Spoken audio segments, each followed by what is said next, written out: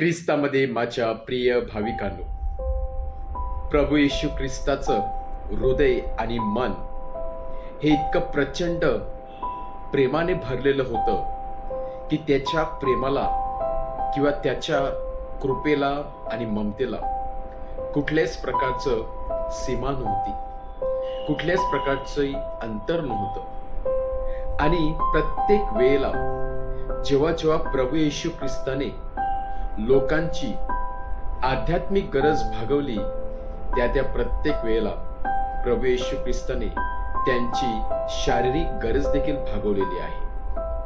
आज परत एकदा आजचं शुभवर्तमान आपल्या समोर प्रभू येशू ख्रिस्ताने केलेला महान चमत्कार म्हणजेच केवळ 7 भाकरीच्या द्वारे आपलं प्रवचन किंवा शब्द ऐकण्यासाठी आलेल्या लोकांना प्रभू येशू ख्रिस्त केवळ आध्यात्मिक शब्दानेच तृप्त करत नाही, तर भाकर देऊन, भोजन देऊन त्यांची शारीरिक गरज देखील भागवत आहे.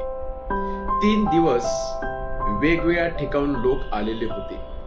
3 दिवस ते प्रभूचे शब्द ऐकत होते. 3 दिवस ते प्रभूच्या सानिध्यामध्ये होते आणि 3 दिवसानंतर त्याच्याकडे पुरेसे अन्न नव्हते. परंतु लोकांमधील एकाही व्यक्तीने परमेश्वराविषयी कुरकुर केली नाही. कोणीही परमेश्वराकडून ते अन्न मागितलं नाही. कदाचित त्यांचा प्रचंड विश्वास असेल की जो प्रभू येशू ख्रिस्त आपली आध्यात्मिक गरज भागवत आहे, नक्कीच आपली शारीरिक गरज भागवण्याकडे त्याच्याकडे सामर्थ्य असणार आहे.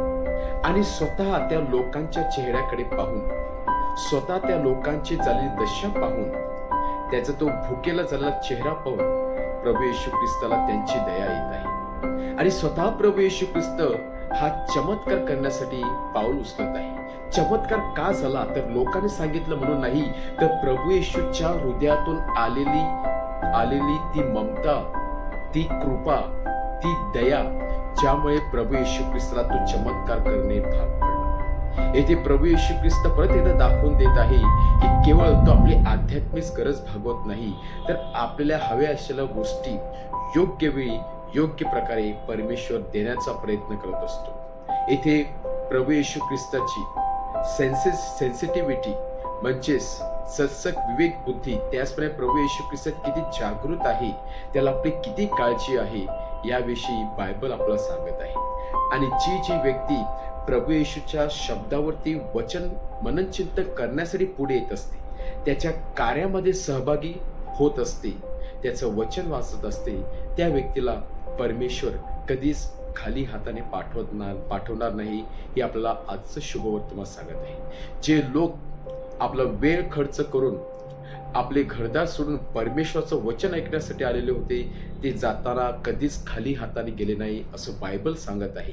प्रभू येशू ख्रिस्त त्यांना जाताना पूर्णपणे तृप्त करून पाठवत आहे, आनंदाने पाठवत आहे, हर्षाचं चिन्ह त्यांच्या चेहऱ्यावरती दिसत आहे. यावरून प्रभू येशू ख्रिस्त किती सेन्सिटिव्ह आहे, प्रभू येशू ख्रिस्त आपली किती काळजी घेत असतो, तो किती प्रेमाळू आहे, हे आपलं समजते. आणि म्हणूनच जेव्हा जेव्हा आपण परमेश्वराची सेवा करत असतो, जेव्हा जेव्हा परमेश्वराचा शब्द आपण इतरांना देत असतो, तेव्हा कुठलीही गोष्ट वाया जात नसते, कुठलीही एनर्जी वेस्ट होत नसते, तर त्याचा मोबदला परमेश्वर कुठल्या ना कुठल्या प्रकारे आपल्याला देण्याचा प्रयत्न करत असतो. आज प्रभू येशू ख्रिस्ताने हा सुंदर दिवस दिलेला आहे, ही सर्वात भेट वस्तू आपल्या सर्वांना दिलेली आहे. त्याची तुलना आपण कशाशी करू शकत नाही. कदाचित आपल्या हातून चांगले कार्य घडावेत आणि घडलेले आहेत, याचा मोबदला म्हणून प्रभू येशू ख्रिस्ताने हे सुंदर जीवन आपल्याला दिलेलं आहे. या जीवनाची सुरुवात परमेश्वराच्या वचनाने करूया, सामर्थ्याने करूया, सेवेने करूया आणि प्रभू येशू ख्रिस्ताला आपल्या जीवनामध्ये अग्रस्थान देऊ. प्रभू येशू ख्रिस्ताप्रमाणे आपण इतरांशी सेन्सिटिव्ह राहून इतरांची काळजी घेण्यासाठी आपण प्रयत्न करूया.